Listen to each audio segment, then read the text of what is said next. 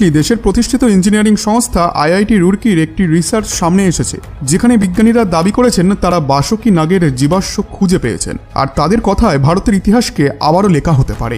গুজরাটের কচে একটি খোদাইয়ের সময় পৃথিবীতে এখনো পর্যন্ত সবথেকে বড় সাপের অবশেষ মিলেছে।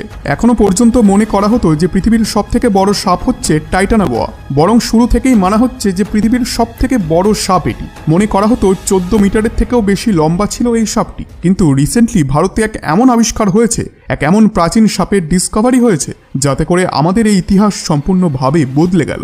ভারতীয় বিজ্ঞানীরা এই সাপের নাম দিয়েছেন বাসুকি ইন্ডিকাস।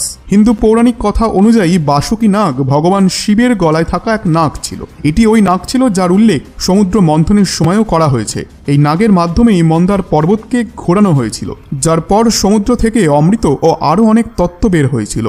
রিসেন্টলি আইআইটি রিসার্চে জানা গেছে যে বাসুকি ইন্ডিকাস পৃথিবীর ইতিহাসের